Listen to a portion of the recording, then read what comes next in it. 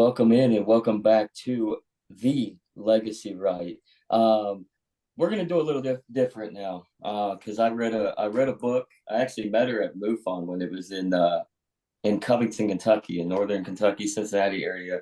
Her book called "You Have the Right to Talk to Aliens," and how fitting there, Andrew. You have the right, right? Or the legacy Yeah. right. So, but you do. You have the right to believe in whatever you want to believe in, and no matter what it is. I mean, if you think that you're having hallucinogenic delusions of rocks talking to you. I mean, that might be true. Could be the case, or you might be a schizophrenic, or maybe we're all schizophrenics. I think But you can talk to rocks. Rocks talk. like, I think so. they could. Yeah. I Yeah. haven't had a rock talk to me, so well, if once the rock finally talks to me, I will definitely believe it. So, but Have you they, ever they had could. have you ever had a tree talk to you? Yes, actually. Yeah. So I Okay. had redwoods in the redwood forest talk to me, and it was life-changing. Mm-hmm. Yeah. No, no, I believe that because they're Yeah. definitely living So was a rock. in. Well, I mean, Well, if I get a rock to talk to me, then I'm gonna get him to sign an autograph. if like I said, if Rock finally talks to us, we'll have to be more open-minded, Andrew. So if the Rock finally talks to one of us, we're definitely getting an autograph. So Yeah. Do you believe that a quartz crystal can talk to you? Yeah. Then yeah, a rock can too. Energy. What's the difference? I think it has the difference of just like Andrew just said, the energy of the The core. frequency? Yeah. So Yeah. I But guess a boring rock that has energy coming out of it too. Yeah. that is It's true. not as fancy as a quartz. Hmm. That and the quartz is more beautiful, I guess. So so, but yeah, yeah. I mean, if anything, like all the that's the brilliance of why we're bringing you on, and we're gonna make sure that we talk about that, and it gives a better, more positive vibe. Trying to finally get away a little bit of the politics, Andrew. Get away, Yeah. take a break, have a breather. It's a good Halloween session, even though we're a week out Post since Halloween. Yeah. so, but with that, let's jump in. So, I got to do the plug, Andrew, but I'm gonna do a little short, so that way we Okay. can go straight into it. Fanghornforesters.com for all your woodworking needs and necessities, millwork, um, and construction, for you to build your dreams. I mean, other than that, I'm gonna go ahead and close right there, and let's just jump right into it because I think I think they got the message now. I've done the plug Yeah. so much, so Right. so with that, we got a special guest. All of our guests are very special, but we have a special guest on tonight for this recording and for next week's episode when it gets released, or hopefully Hmm. next week. Yeah, we need to get more thorough, Andrew. So, Yeah. but again, I'd like to present Sev Tok. Yes, So talk. yeah. So the book that she wrote is "You Have the Right to Talk to Aliens." Great book, gives a staunch, fantastic, informative, and narrative, pertaining to her life and her experiences, and then kind of opens up towards uh, building that repertoire that you can have the same experiences, like the energy with the rocks. Rocks can talk to you. So, Right. I mean, because Yeah, everything has all energy. goes together, right? So everything has energy, and that's where we'll transition straight into that, like, um, and go right straight into the rock question, the energy question. How is it? Where is this energy formulating from? And we have a nod.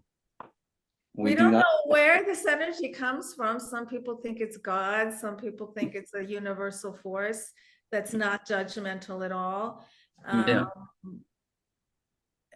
Yeah, so I don't know where it originates from. Mhm. So it could be that it could be God. It could be the Anunnaki, those who came from the stars before us. I mean, it could be maybe it's another dimension. Maybe it's our visitor. Maybe the visitations and the communications are from a whole different dimension. Which actually I like that in this book because you brought that up. Or You could know, could be uh, interplanet. Go I'm ahead. sorry. Oh, The whistleblower, Grush. Did you listen to his televised conference or his televised congressional hearing? Was it a congressional hearing? it probably Listen was. to it. Okay, it was really interesting. And in it, he said that he leans towards these being, he doesn't call them extraterrestrials because he's not convinced that they're actually off planet. And he thinks that they could be existing on Earth in another dimension, like many Hmm. beings could be existing on Earth simultaneously, and Mm-hmm. we can't see them. Maybe they can see us, maybe they can't see us. Mm-hmm. So that is definitely a very possible, if not, I think it's the truth. I think there are definitely beings on Earth in other dimensions, but maybe there are still beings from other planets and other solar systems that are off planet. But then ultimately, if you pull all the way back and just look at the whole bigger picture, it's all one Mm-hmm. and the same anyway. Mm-hmm. It's all interconnected. The universe is connected, galaxies are connected, dimensions are connected. So it Yeah, could be the same. So I yeah. mean, and that goes to my next question is why is it that some people are able to communicate, like say yourself, um, and what are these beings or creatures or energies, entities, whatever you want to refer to them at? What are they actually trying to communicate? Is it bad? Is it good? Is it in the middle, like kind of matter of fact? Who knows? Like what exactly is the point of them trying to communicate? Mhm. Well, the first part of your question, I believe everyone can communicate, and the easiest way to communicate with another worldly being, whether it's an ET or a dead person or a spirit guide, is through meditation. And I have a YouTube channel, Alien Spirit with Sev, and I created this series of 3 videos where I help you raise your frequency, because it's really important to raise your frequency when you're connecting with other beings. Mm-hmm. And then I created the guided meditation with my voice and high frequency music, guiding you to actually meeting another worldly being. And that's on my YouTube channel. I do suggest that. A lot of people have had a lot of success with that. It's free and it's really easy to do. I have taught people from all over the world how to channel or how to connect, and I haven't met a single person that couldn't do it. Hmm. Now, when you say channel, is it anything similar to like astral projection or That's like you're something actually different, which I so? have done, and which, Mhm. yeah, yeah. Have you? I have not. No, I have not. Hmm. But is like what is the difference between? Is the difference predominantly because astral projection is actually leaving your body, and then channeling is more communicating on a more, you said higher frequency, but it's all based on frequency, but down to earth and like kind of mental and Yeah. spiritual. Yes, right. Channeling is you're hearing, feeling, and seeing interdimensional information, which you're then relaying to somebody else. Mm-hmm. Astral projection, your focused consciousness is somewhere else. So Mm-hmm. whether you're really leaving your body or not, I'm not sure, but your focused consciousness, your focus is somewhere else. So it's happened to me a few times where I've left my body. The first time I did it, I wasn't expecting it at all. I was in the shower. And I do say that the shower is a great place to meditate, because Mm-hmm. that warm water on your crown chakra really helps you relax and really can take you to a higher place. I do suggest that people try to meditate and connect in the shower. So I'm washing my hair, and the next thing I know, I'm watching myself wash my hair from the ceiling, from the corner. And Huh. it's really, really more intense than high definition. It's Yeah. unlike anything I've ever seen. Wow. And I'm like, oh my God, I'm watching myself wash my hair. And then I come back into my body. I'm like, what the hell was that? Did I actually leave my body? Was I a zombie? Was I still in my, because I was performing an act. I was washing. Yeah. Yeah. So that was one time. Another time I went in a meditation. This lady came to me. I was sitting on my couch and she said, would you like to follow me? This is in my mind's eye. I said, yeah. So she takes me to this portal opens. We go inside and I end up at the top once again of this room, of a hospital room. And she gets into the bed and I see my friend, my girlfriend, and her brother's there. And I said, oh, you're my friend's mother. And I had never met her mother before. I said, you're my friend's mother. And she goes, yes. And I said, you just died. And she said, yes. And then 10 minutes later, my girlfriend called me and said her mother just passed. And I didn't say anything to her at the time. I told her later. And she found great comfort in that because to her, that message was that her mother had already left her body before a lot of the pain had begun, or before they even thought she was dead. And knowing that her mother was free like that gave her a lot of peace. It's interesting that you said that, because that's one thing. Like, my mom's been passed for about a year now, but when she was alive and all throughout her life, she would have experiences. Mainly, it was dream state, because that's usually when you're the most relaxed, is when you're sleeping. And but she would communicate, like everybody that has died in her life, she communicated with them in some capacity or saw them, and then the next day or 2 days later, or what, or in the immediate future, they were dead. Like there, I mean, she envisioned it. She taught. I mean, she kind of knew that her mother was going to die in 1992. It's kind of weird too, because my mom died last year, November 7th of 2022. 20 years later, or 20 years, literally 20 years later, give or take a month or two, uh, a month. My grandmother died in October of 1992. I think it was no, it was August, but regardless, I mean, and she even kind of predicted. She started predicting that too, because she's like, I'm coming up to 62, and she's 58, 50, 59. She was 59 when she died last year. Yeah, but she kept on, like, the last few years, basically saying we got to get moving, like we got to do, got to do things just to get prepped and ready, because once 62 hits, I'm gone. Of course, she didn't make it till 60, but it's bizarre that you mentioned that, because, like, even like I've heard those stories, and I kind of understand, like, you can actually see or even meet those that are about to pass and predict it. And it's very intriguing to me that some people can do it, and, like, I guess all of us can do it if we just train our minds. Yeah, we can all do it. And why her mother came to me, well, I can only guess, because since I had never met her mother, and I was already there, like I was what I call in the playground of consciousness, because I was meditating. So I was there. And when you're there in that playground of consciousness, you're going to meet all kinds of beings, whether they just died or whether they've been dead or it's an ET. And I was there and she was there. She's like, oh, you're my daughter's friend. That's how I see it. It's like, let me give you a message Yeah. to my daughter. Yeah. No, it's intriguing. You got a question there, Andrew? Yeah, I was just thinking about a story I've been told from my grandma. She had a sister who passed away from cancer, and she was my grandpa was, or my great grandpa was at the hospital with her when she passed away, but she was asleep at their house because it was really stressful, and she had her sister came to her in a dream saying that her dad, my great grandpa, was on his way back from the hospital, get up and make some coffee. And the next thing you know, she gets up and she starts making the coffee, and he comes in and tells everybody that she passed away.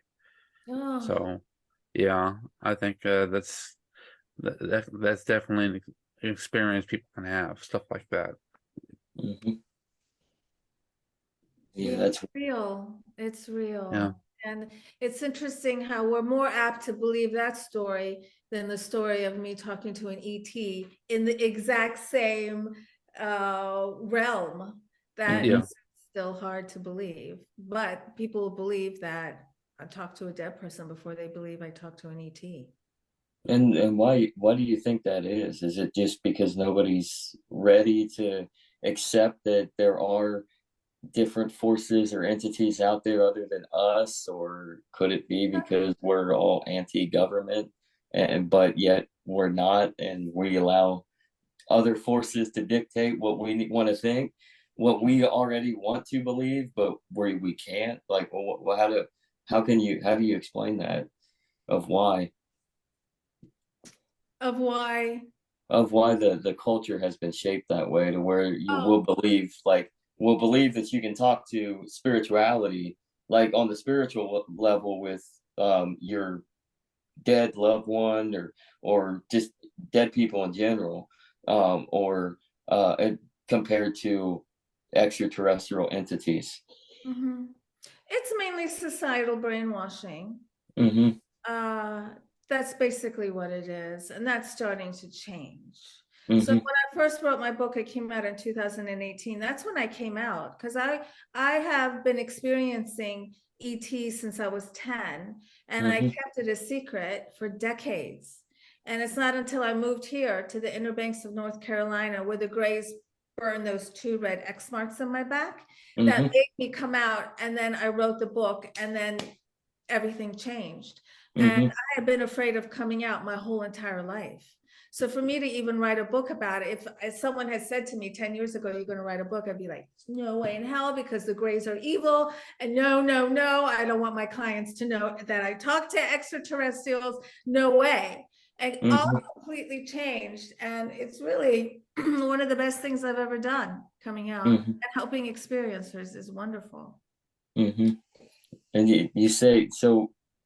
Speaking of the Greys, are they evil, or do we just don't, or is it that we just have no real understanding of their whole existence, their whole concept right now? That it just It's seems the like. second one. I believe it's the second one, because I've come in contact with the Grays several times. Mm-hmm. Back when I thought they were evil, it's because my perspective was such. Because I Mm-hmm. was a victim. I was in 2 abusive marriages, and Mm-hmm. I just played the victim role. So I'm like, well, if my ex-husbands are going to abuse me, the ETs are going to abuse me too. What's the Mm-hmm. difference? Mm-hmm. But the ETs actually helped me pop out of the victim vibe. So now Mm-hmm. I can see that what they were doing is that they were helping me. They were helping me pop out of that victim vibe. Once you pop out of that victim vibe, you're responsible for everything that happens to you, and it's very empowering. And the ETs helped helped me realize that. So now I think that they're good. They're also neutral. I was shown tall, medium, and short when I was shown a baby in a tube. And Mm-hmm. I also have a MILAB experience where they showed me tall, medium, and short. And they brought in this tall gray in my MILAB experience in this other room with this glass wall. And they said, this is the original gray. And then they took that one out and they brought in a shorter one. And they said, that's the hybrid of the original.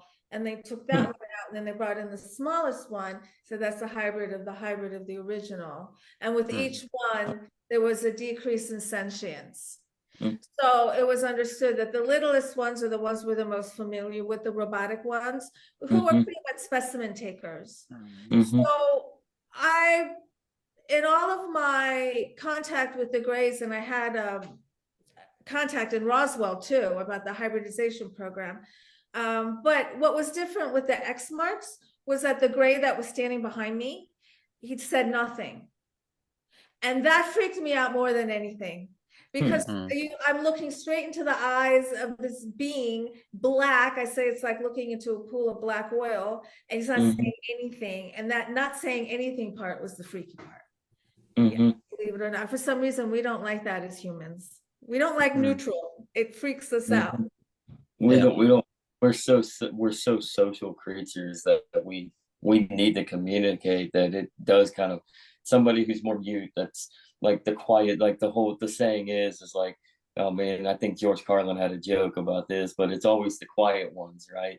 So that it, but I mean, it's because we're scared of the unknown, I guess. And one of that is the fact that if we can't communicate with one another, or everybody's just silent, we try to separate ourselves from that. It's like, well, okay, I'm gonna go elsewhere, so I'm not freaked out now. So Mhm. Mhm. Yeah. So, have you ever heard of transmigration of the soul? No. Okay. I knew you were gonna probably bring that up, Andrew. Yeah. Question. Transmigrational soul. Mm-hmm. Yeah, it's the I have to escape write of the this down. soul. It's the escape of the soul from somebody who's passing away into another body. Okay, it's as they're dying. Yes, as they're dying. So this is just a very normal, natural process. Yeah, I Oh. was curious if you'd ever heard of it and if you thought of it was legitimate or not. It's actually based in some and some what's it called? Not psychology, Oh, not ethics. I'm sorry, I'm philosophy. Yeah, it's based in philosophy. I'm sorry. yeah. Which I mean, it's kind of psychology as well too, which has a Well, lot just of to make sure I understand, the person dies and then their soul enters another body. So it's Yeah, being but their body has to be burned, like cremated, beforehand. whose body? The person that's passing away. that's passing. Why? That's apparently that's part of the process. What difference does it make though? I don't know. This is Uh, something that Aristotle, I think, was talking about, either him or yeah, Plato. yeah. It's a long time ago. So I are we think that talking about what some people think are the specifics of reincarnation?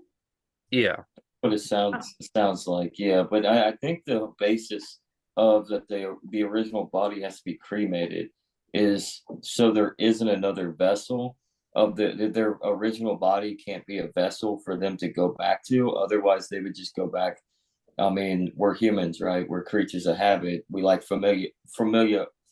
Yeah, I can't talk. Familiarity. Um, and we would still, even as spirits, we would still want to gravitate back to our own body, or at least theoretically speaking. I don't So know. I mean, that who knows about that? And I that don't sounds know. so self-centered and narcissistic and egotistical and all that. You know what I'm saying? Like, who knows? Like, once we die, we're Mm-hmm, probably like, who the hell cares about this body anymore? mm-hmm, I mean, I don't know. Um, I do believe I do believe that we have multiple consciousnesses, what I call a consciousness, other people would call a life or a past life.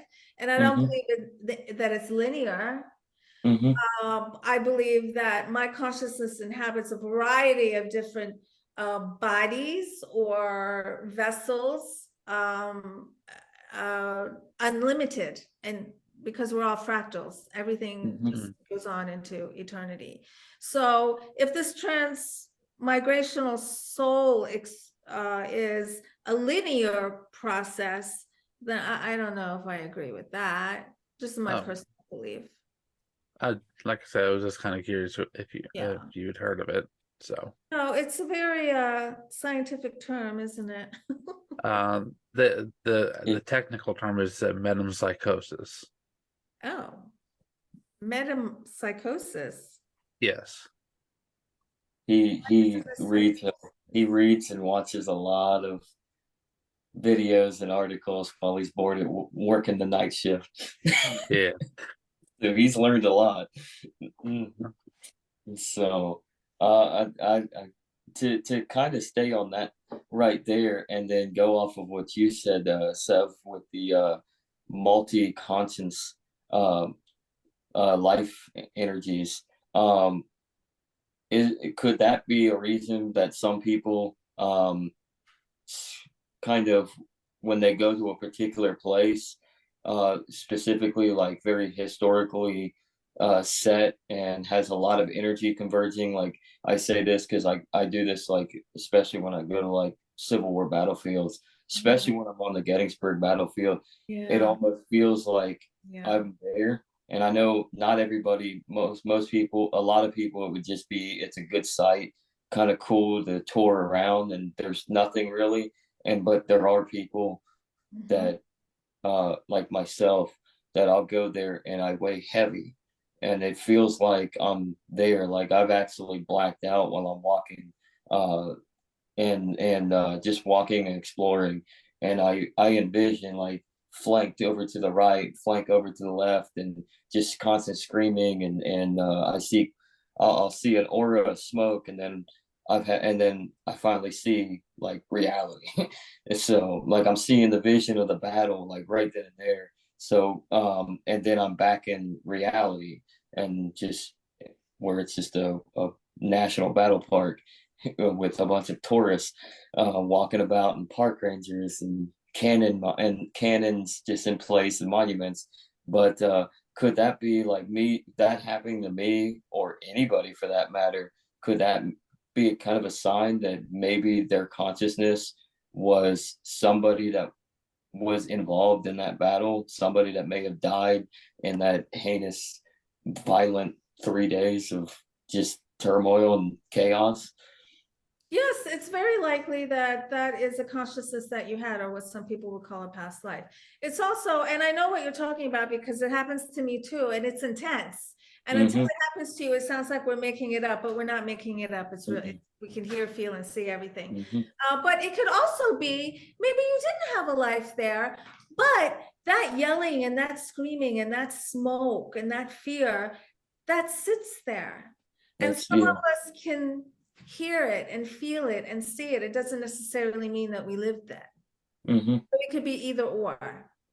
Okay, so it could be just very residual because of all the Yeah. suffering that happened, Because that and all. energy is sitting there. There's a matrix of energy there. You know, when you walk into someone's home, you get a vibe, you feel, we all create Mm-hmm. our own little matrix of energy in our Mm-hmm. offices, in our homes, in our cars, Yeah. everywhere we go. And on Mm-hmm. the battlefield. Yeah. Mm-hmm.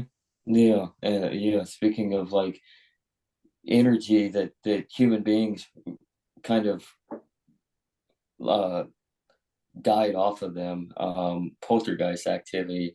Um, does that have anything to do with another entity around, or is that just straight up uh, all human psychological and spiritual uh, conduction? Do we just do it ourselves, or is there something else involved with our own energy? Well, it could be both. It could be both. That's what makes it so complicated, because we really don't understand the mind Mm-hmm. and the power that it has. So it could absolutely be both. It could be something that we're creating, or it could very well be that a lot of people who were taken off to the insane asylums were not insane at all, but they were just plugged into the other dimensions and getting information. It makes me Mm-hmm. so Mm. sad when I think about all those people that were, well, you know, Mm-hmm. the witches and all that. It's been happening for a long time. People who Mm-hmm. are plugged in are scary, because well, we're all plugged in, but some of us more Mm-hmm. than others. Some of us don't even realize we can be plugged in. But you have Mm. access to free information, which is the Mm-hmm. best information you can possibly have, because it's geared perfectly towards you, for you. Whatever is the best for you, you can pull it, you can get it Mm-hmm. free. And And our speaking of, government doesn't want that. So the ETs are yeah. giving the humans messages. Like you had asked me before, the ETs are giving humans messages, and it's to Mm-hmm. help humanity, to help mankind. Individually, it starts individually and then collectively. And Mm-hmm. so the government doesn't like that the ETs are giving us messages about personal power, self-empowerment, spiritual growth. We're all one. Don't listen to that bullshit. We get messages like that. Fear, fear, fear. You're under the spell of fear. One experiencer, and I'd like to share the artwork of my experiencers. She was on board with the Greys, and they told her, they sent her a visual of humans wearing masks, and they said that your COVID is just simply massive fear to Yeah. control you. That's all COVID is. It's a way to control you. The we government doesn't like us to say this. No, but I not at think all. me and Andrew would definitely agree on that. It was mass hysteria, and it was meant to put us on track for something. I don't know what that something is. I Was would it a probably go success? I mean, did it go Yeah. the way they planned? I don't know. I don't think it did. That's why they've had to implement more chaos for more More division. boosters? You mean booster More, after booster after booster after booster?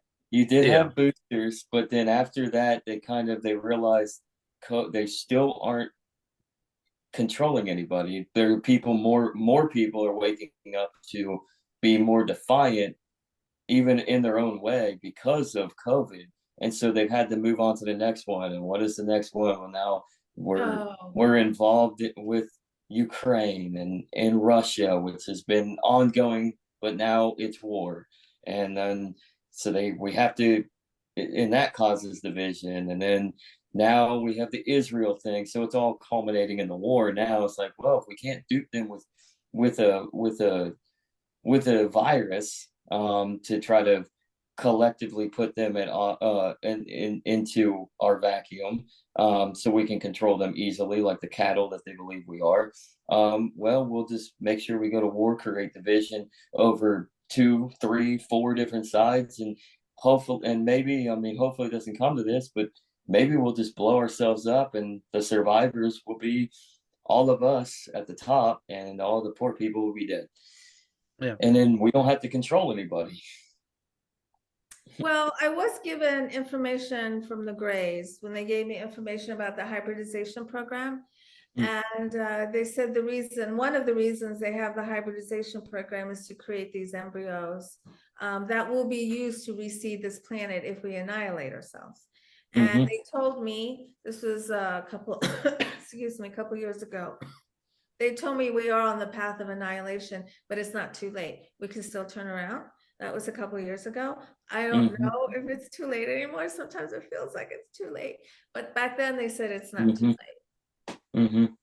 I don't think it's ever too late. I think we have to just keep waking up as many people to all the destruction that we've caused ourselves. I mean, because I think a lot of people are. That's why you're starting to see more people have experiences like your own, and being more open towards other life or entities around us. You're starting to see people opening up towards the concept, like going back to the politic or lack thereof, the government ordeal. You're starting to see more people want to be more like this, which is anarchy, which is individual. I mean, individualism in the form of guiding oneself towards more relationship bound, but not outsourcing fake authority that we all have in ourselves. And like everybody's starting to wake up to a certain extent all over the world that things beyond all of our control are trying to be controlled. So yeah, it feels like everything is purging all at once, like everything's coming up and vomiting, and it's as we wish. I mean, we want light on these things, and they're hard to see and they're hard to accept, and there's a lot more coming. There's a lot more purging and a lot more vomiting coming. So I think it's all good. No matter what it reveals, it's important that we see the dark underbelly. Very important. No, to go into biblical, I guess. I mean, and we've had a number of these historical ideas. One such being the last major one was like with Rome and its empire and its divisional chaos and collapse. But are we? And maybe that's why we're starting to. There are people that are starting to actually have more experiences. Are we in a period of like end of days rhetoric that is talked about in the Bible, and specifically in the New Testament, but the Old Testament as well? Sometimes it feels like it, but I don't know. Sometimes it feels like it, but I don't know, because I'm like you, I'm very hopeful too. And Mm-hmm. I also believe that there's a infinite version of Earth. Mm-hmm. So who's not to say that we might slip into another version of Earth and Mm-hmm. not even see its destruction. We never know that it was even destroyed. Mm-hmm. So almost like a rapture type deal, where some of us are. No, I believe that there's so many different, very same but slightly different, almost like slices of reality of Earth. And every time we make Mhm. a decision or a choice, we're kind of like tossed into another slightly different version of Earth. We make another choice, we're in another slightly different version of Earth. And sometimes people we know don't follow us don't follow Mhm. us into our version of Earth. Yeah. Oh, okay. So basically, we continue, and like this version's been destroyed, but It's still yeah, existing. but It's it, just yeah. that our focus isn't there. Or Mm-hmm. like Yeah. that Earth could have been annihilated, if that's what you're saying. Yeah, Yeah. that reality Yeah. is existing. But our focus isn't there. We opted out of that reality for some reason to come into this one. And I believe that happens multiple times a day to all of us. Mm-hmm. It all has to do with the choice that you make at that particular moment. Which Mhm. reality is that going to lead you to? Yeah. All about paths that we're gonna take then. So it comes to the individualist aspect. So I'm gonna Right. realize better here. But the individual aspect but yet with the acknowledgement of a collective ideology that we're all humans on this earth. I mean, we gotta live with one another, but we gotta live with consequences, but we can only control ourselves. And maybe that's what the ETs are trying to Yes. tell us. So, Yes, yes, mm-hmm, yeah, it's mm-hmm, a lot of we are one.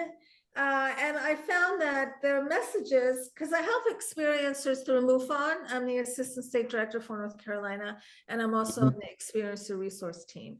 And the Experiencer Resource Team, or the ERT, is there's about only 50 or 60 of us around the world, and we deal only with people who've made direct contact with a non-human being or with an ET. Mm. So I help experiences through MUFON, and I also help them privately through my website, planetsev.com. You can go mm-hmm, on there, fill out a few questions, tell me about your experience, and I'll respond to you and I'll try and help you.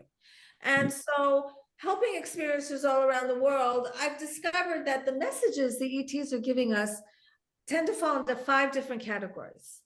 The hybridization program, self-empowerment or spirituality, scientific innovation, how to strengthen your psi abilities, and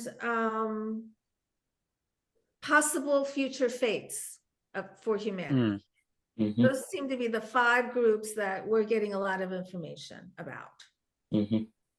And can speaking of 5, can I mean they would probably know because they're technologically advanced, or maybe they're from a different reality and they've already seen ours and they're coming back, or maybe they're us from the future. Yeah. So yeah, so can but we can't really predict the future. We can kind of understand what might happen and what could be the possibility. It's almost like, Andrew, I'm about ready to say it. It's almost like the market and Yeah. economics, where we can't predict what's going to happen in the future. Well, are we going to be in a recession of the business cycle? Well, are we going to annihilate ourselves on Earth? Or or is there something good that's going to come out of this, and paradise is back? So I mean, so it's basically you have your potential idea, and then you just have to work for the prediction that we can't predict. Yeah. Yeah. If I'm if I'm if I'm getting on something, it sounds like I'm just kind of rambling at this point, but that's what it feels like to me. Is it? I mean, you can't predict the future, but at the same time, you you can be given clues for what that future could be, as long as you figure out a different path. Yes, you can definitely be shown a possible future. And for instance, that's happened to me in a meditation where I was shown a possible future and I was asked, do you want this? Mm. And I said, yes. And it happened. And I remember the very moment when it was exactly as I had seen it. I was like, oh my God, this is unbelievable. And that's happened a few times. For instance, one time I was shown the airplane flying into the World Trade Center about 3 years before it happened. A lot of people saw Oh. that. A lot of people had that vision. And I think Mhm. because they were probably planning it then. And so Mhm. that energy was just floating around in the matrix Mm. of energy that floats around us. And some of us were able to just hear it, feel it, see it. And then and then it happened, and then nobody's surprised that actually felt it beforehand. It The was rest of shocking to the see exactly what I saw in my dream. It was yeah. really, really shocking. I didn't tell anybody what I saw in my dream because it was so crazy. This tall glass building beside the water in a city, and a plane comes and goes right through it. And when I woke up, I was like, oh, that did not feel like a dream. That was weird. And I didn't say anything to anybody. Yeah. That's wild. Yeah, that'd be kind of freaky. And then all of a sudden, you turn Yeah. on the news on September 11th, 2001, and then So this is why, what? yeah, this is why our government has psycho warfare, Hmm. where our government and other governments around the world spend lots of money, billions of dollars, on astral projection, on Hmm.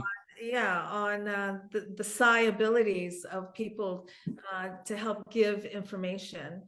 It's usually not good information that they want, but sometimes it's like where are the hostages, that kind of stuff. But other times it's mostly for nefarious reasons. Yeah. Yeah, sadly, nefarious reasons because we just want to control one another, I guess. Dominate. Dominate, better word. Yeah. Hmm. Yeah, no, that is wild. And I mean, speaking of governments controlling one another and psychological warfare and false flags, I mean, you're kind of somewhat seeing that right now with Israel and Hamas and the propaganda campaigns that are lovely corporate press entities of news are both on cable TV. If anybody does not have cable, good. Just pull the plug. Yeah. But then you have News is social, poison. yeah. But I mean, it's just the propaganda that is converging on dividing, and it almost is like the CIA or in any intelligence agency.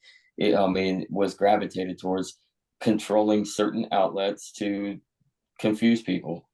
I mean, to make them believe one thing. Yes. Yeah, and Americans tend to be very gullible for some reason. But We are. talking about false flags, there's a false flag theory when it comes to invasion, and that Hmm. the government's going to create this false invasion with spaceships and make them Hmm. Yeah. to be evil, and then we have to fight them back. And Hmm. and so I can see that there could possibly be a push that all experiencers are evil and all experiencers are talking to demons, and experiencers are bad, stay away from experiencers. I can kind of see that as being part of that whole entire narrative too. And so I had an experience in my house. Something happened that really made me believe in what I just said. And I had a friend come and stay with me. It was the first time she was coming to my house for a week, and she's a spiritual teacher. And so that night we went to sleep, and she was in the guest room across from mine. And there's a window there overlooking the water. And in the middle of the night, I wake up because I feel her. She's getting into my bed. And I look at her and I go, what's the matter? And she goes, I'm scared. And at that very moment, I felt something. And I turn around, and at the foot of my bed, maybe like 3 feet away from me, was this tall hat man Hmm. and in black. It was darker than the room. I could see its outline, the hat, the suit. Hmm.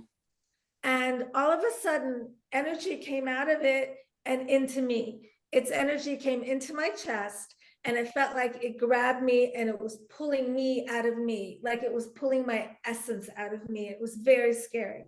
And I Mm-hmm. fought it because I knew I could fight it. A lot of people don't know, but I'm here to tell you, you can fight it. You're in control. And I fought it and I said, no, no, no, you got to go. You got to go. And I felt literally like I was fighting for my life. Finally, it left and I fell asleep. So the next morning, we wake up and I said to my friend, did anything weird happen to you last night? She goes, yeah. I go, oh, what happened? She said, well, I woke up and I heard this voice tell me to look out the window. And I look out the window and there's Jesus Christ in the sky. And this voice is telling me that's not really Jesus Christ. That's a hologram or a holograph. And we can do this. We can create anything and put it in the sky and fool you and make you think it's real. And at the same time she's having that experience, I'm having this Men in Black Hat Man experience. They're tied together. Yeah. So she said, what happened to you? And I said, well, you woke up in the middle of the night and came into my bed. And she goes, no, I didn't. I go, oh, yeah, you did. She goes, oh, no, I didn't. I'm like, ah, okay. So we just kind of left it there. We didn't say anything. And afterwards, I realized that that being was connected to her because she had just fallen down that entire rabbit hole of QAnon and Hillary's eating babies and Pizzagate. And I mean, she fell right down it very quickly. And that's a very negative, low vibe. And so you attract negative, low vibe beings, no matter what dimension they're in. And so that entity was with her. And it was just trying me out. Because wherever we go with our group of entities. We never travel alone. Yeah. And so it's because of that experience, I firmly believe that we could put on any show and it would be believable. Wow. Wild. Yeah. And that's scary. That is scary. I mean, it's it not only it's more scary on the level that for those who don't have a grasp or an understanding at this moment. I mean, it's going to be so shocking that how are people a lot. I mean, she handled it relatively well for the most part, but what about other people and how they handle it? Like, think about suicides. I mean, maybe the reason there's suicide is because you have these experiences and people have visitations or they're getting communicated with on the frequency that we're not used to, because we're human beings, we haven't tapped into that, and then they just can't handle it and they just blow their brains out or whatever, however they get addicted. They drink too much, they do drugs, they do something. And it happens. I mean, this has happened to experiencers. They have died. They've either killed themselves or killed themselves from drinking too much or whatever it is. It's happened. Because you can feel really isolated and very alone. It's Can you do you think you could get addicted to like energy, like just from interacting with people? Yeah. That's such a good question. No one's ever asked me that before.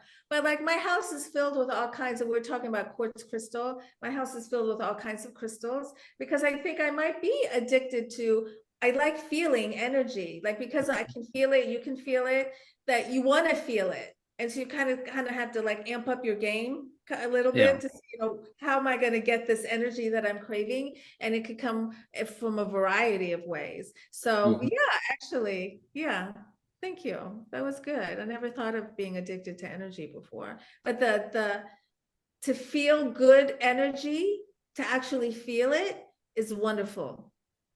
Yeah. And not everyone has felt that. Well, the follow up on his question about the energy is, and you'll love this, Andrew. Have you ever heard of the Enneagram? Yeah. So, and the different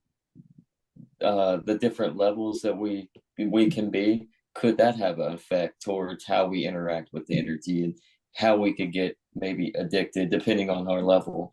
So like I'm a one, and what are you, Andrew? So I'm an individualist. Well, the 4 is the individualist, Oh, but what is one one? is one's growth for a 4, Mm-hmm. and I'm an 8. Mm-hmm. So Yes, the challenger. astrology, the second we're born, according to what are the energies in the cosmos when we're born, does that affect us? Yes, yes, yes, all of that. Yeah, very much so. I do believe it. So as a challenger, that Andrew said he is, does that make it, and actually this is directed at both of you, would that make it harder for you to gravitate towards that energy then, Andrew? I think it depends on the person. You Mm-hmm. know, there's different levels of compatibility within the Enneagram. So, the most compatible for a challenger was type 2, the helper, and there's 2 different type 6s. One's, I think, one is their spirit animal is a deer, and the other one is a wolf. So it just depends on the person Your and the spirit energy. animals are the deer and the wolf. For the type 6, What are Mhm. your the spirit loyalist. animals? The each Enneagram has type has a spirit animal. So Mm. for 8, it's the bear. Wow, that's interesting. Yeah. Is there a Black Panther spirit animal? No, there's only 9 different Enneagram types. So I only know a few of them off the top of my head. Hmm. What do you use that? Huh? What's your spirit animal? What is mine? I have no clue. I know Yeah, that I'm I still didn't think, studying it. So yeah, I'm still studying it, but I thought it was one that I was. I'm a 4 then. I'm not a 1. I'm an individualist. So whatever the spirit or animal of an individualist would be, would probably be what I am. so Eagle. Oh, No. No, eagle would probably be a good one, honestly.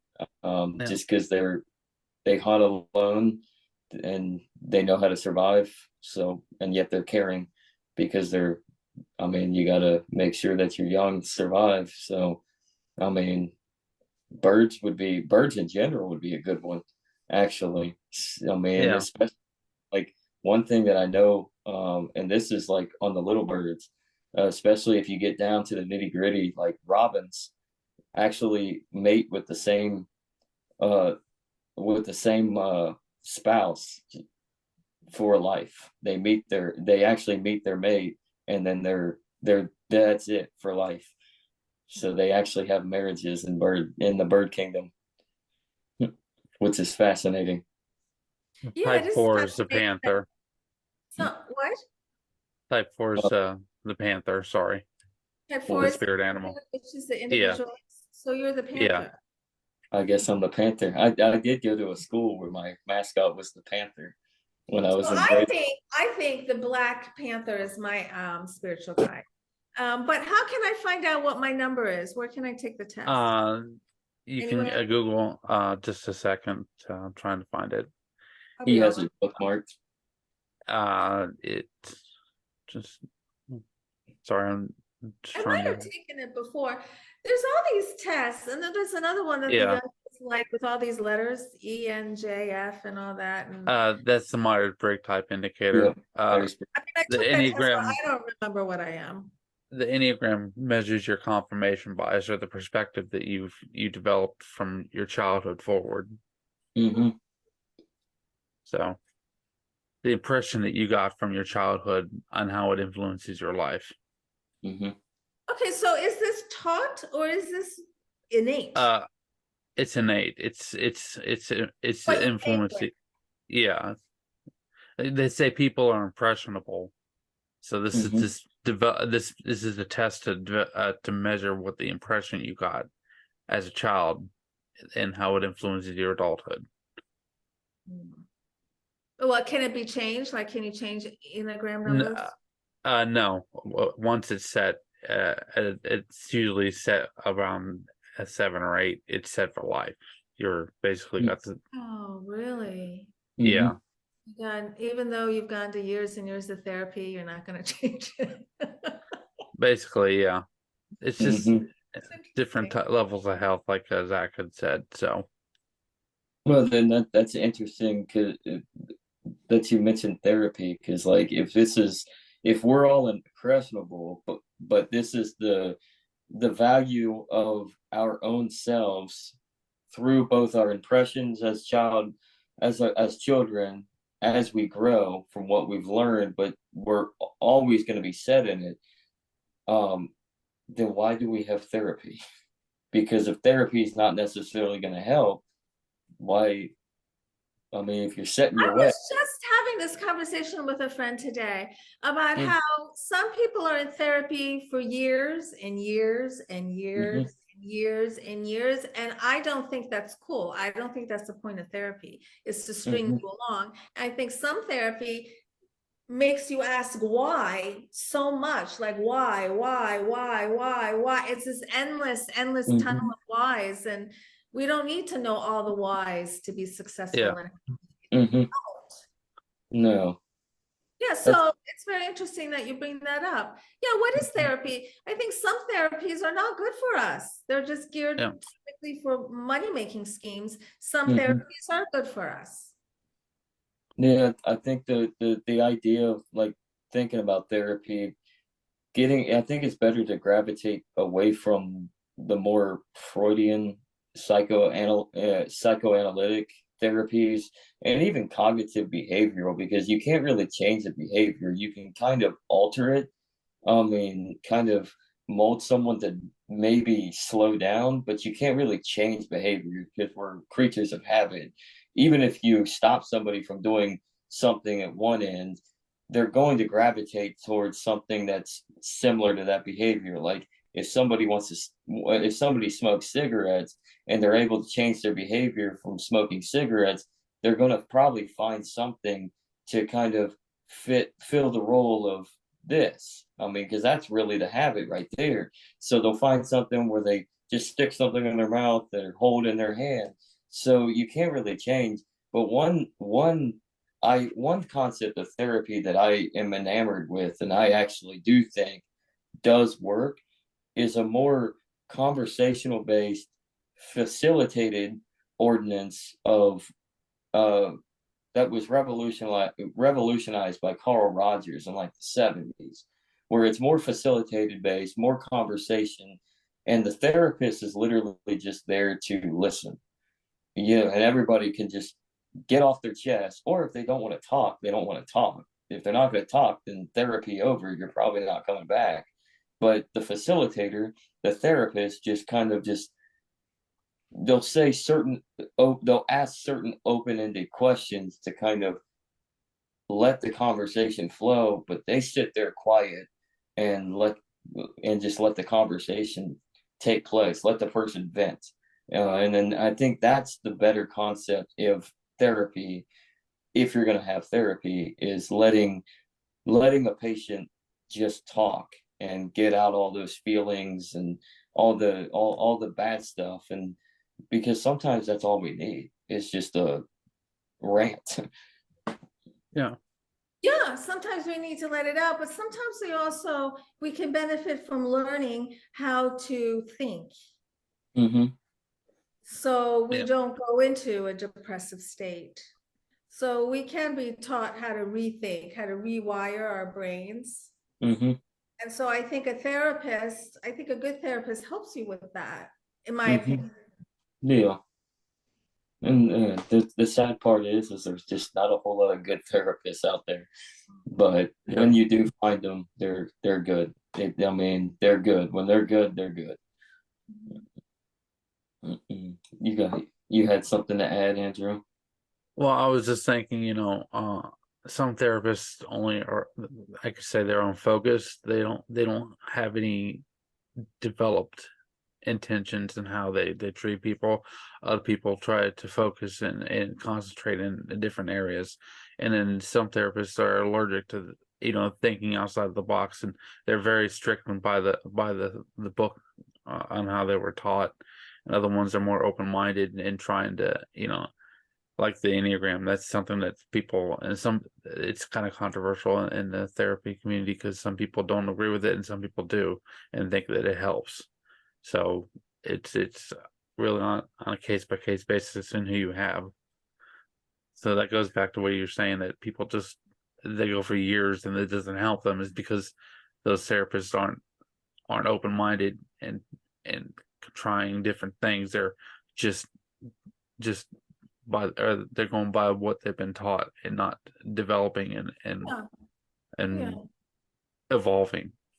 Right, exactly. For instance, with my clients, I do soul purpose sessions and soul sessions, and a past life always comes up.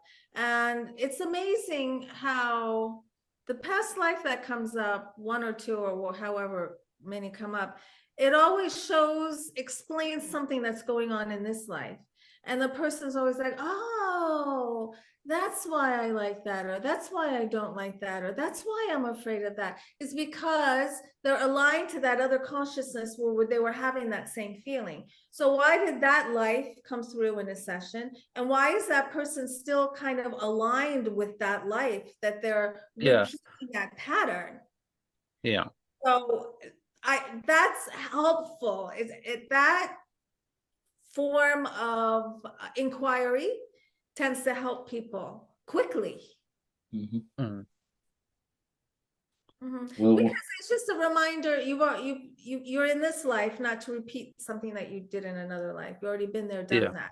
So let's figure out, why do you have a propensity to have that same thought or that same action? Let's isolate that, figure out why, so then you don't have to waste your time reliving that in this consciousness. You can get down to your purpose and activate, manifest what you came to do without having to deal with what your parents did to you, and now deal with what your ancestors did to you, deal with what past lives did to you. I mean, it's so much. Yeah. We have to try and be happy with so much on us. Well, this has been a fun conversation. We're coming close to, we've actually gone past that hour mark, which says that this has been a great conversation. We're going to go over. So, but before we kind of go ahead and wrap up and close out, if you want to explain a little bit further of what you do. I mean, you kind of already did, but what you do business wise, maybe do some more plugging for all the avenues that you can be reached by.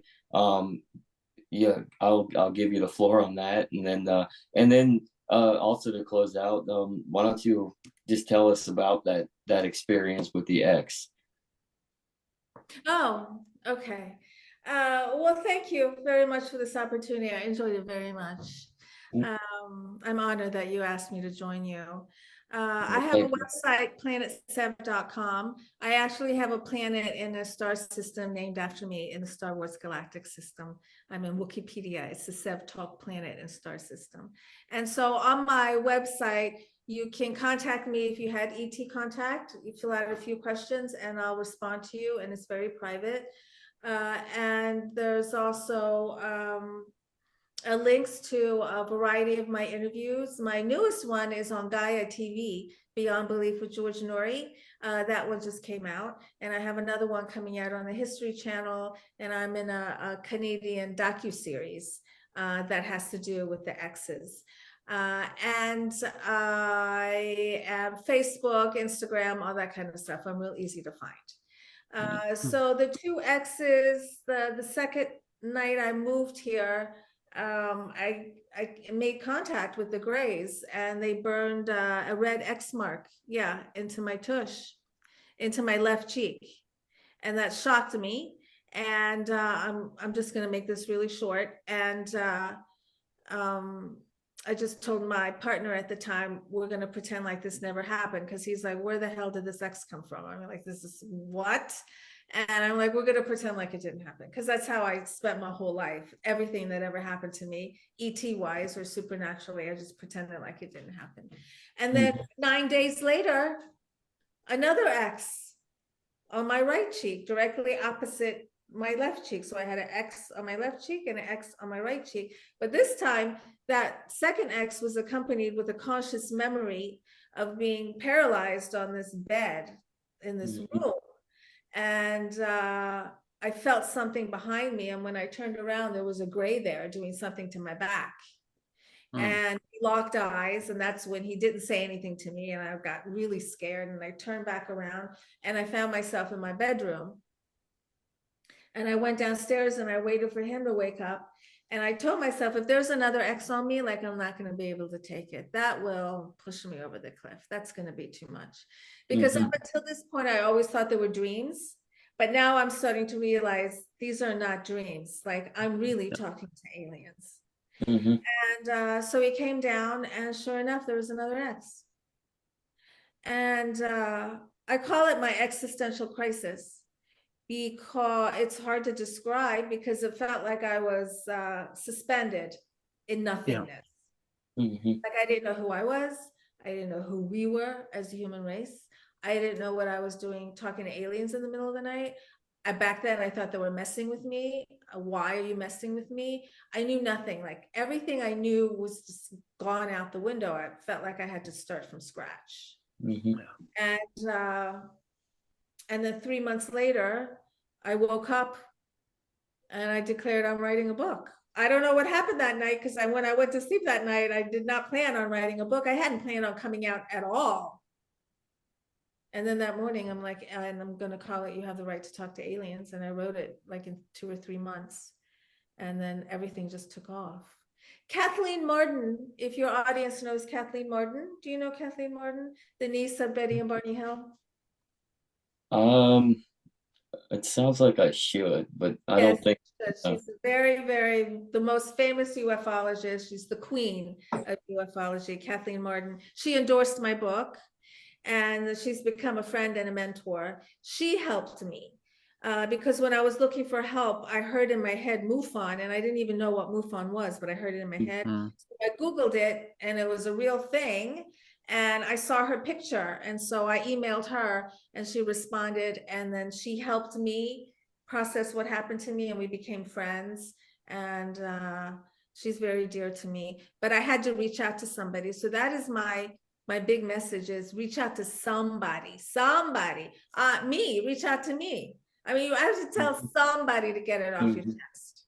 And speaking of Kathleen Martin, I think you say that in the book too. So I think you do mention that in the book. So from what I can remember. So yeah, and you're exactly right. I mean, you got to get it off your chest. Otherwise, it's just going to eat at you, and then well, it affects your life negatively. It affects all areas of your life. You can't compartmentalize it. It doesn't work that way. I know. I lived it. Yeah. So, but this has been a wonderful discussion, and I'm glad that we were able to connect. I'm glad that I got to meet you when I was at Move On with my other buddy, and at the symposium. At the symposium. Symposium. Yeah, I'm so glad to meet you too. So, and thank you once again for autographing the book as well. So, and autographing it double Zach. That was hilarious. We were both Zach. So yeah. So but again, this has been another edition of The Legacy, right? Going away from the libertarian pursuit. Sometimes you just got to get away from that party argy. You know, it's just it gets negative. So this has been a wild ride, and check out Sev, and check out her book that she wrote. Again, You Have the Right to Talk to Aliens.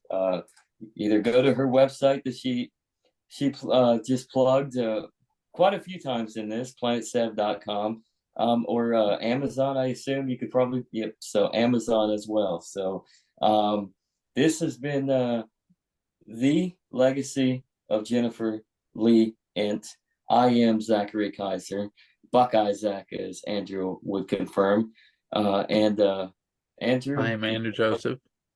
He got it. This is Sev Tok. Thank you once again, and have a very nice, wild, any eventful sleep, everybody, because after this episode, you're going to have some dreams. So, peace. See ya.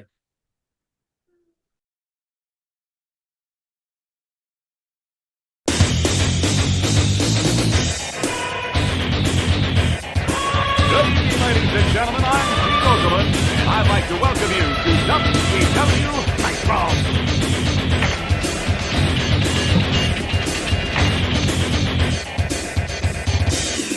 You know, brother, you think you've done what it takes to beat Hollywood Hogan. Watch you climb in the ring and try out the largest arms in the world. Oh, stop. You want to wrestle an inch more Ric Flair, you gotta be able to walk that out and style and profile. Woo! You really think you're ready for the spin? You really think you're ready for the Scorpion Deathlock? You think you're ready for a fatal encounter? This is why they call me the total package. Do you have a pain threshold to withstand the torture rack? Let's find out. Hallo, hier ist Alex Wright. Wenn ihr High-Flying Wrestling Action wollt, Spinning Sidekick, mit Top Turnbuckle Dropkick, dann nehmt mich. Der Sieg ist euch sicher. Versprecht euch. Oh yeah! Watch the flying elbow drop off the top rope. Not only beat people 1, 2, 3, but I hurt him real bad. It only takes one of 1,000 holes. You think you're man enough for the challenge? You better be ready to wrestle, because you know, when you get in the ring with Eddie Guerrero, it's going to be high-flying and exciting. Hey, anytime you feel froggy, man, I'll slap on the buzz killer and rip your shoulder right out of socket. Wolfpack style! Hey, funky boy. Like there's a choice here? Good God! Pick the man with the plan. Pick DDP. Hey, all you suckers out there, you wanna play the game? You wanna play with the big boy? Put your feet on the button, cause when you go down 110th Street, it's gonna be on like neck bone, sucker. This is Booker T from Harlem Heat. Hardcore OG brother from 110th Street. The feeling you pump, got the guts to step up to the plate, push the button. Yo, Chico, you selected Scott Hall? Get ready for a wild ride on the outside.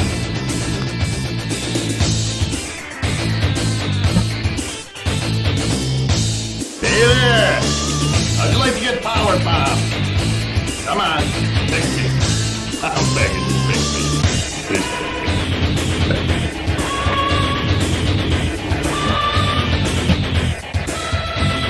You think you got the courage to step in the ring? I think you're gonna wind up with a snap neck from the choke slam. Technical wrestler, high flyer, brawler. Don't matter what you consider yourself to be. When you're in the ring with the crippler, you're a loser.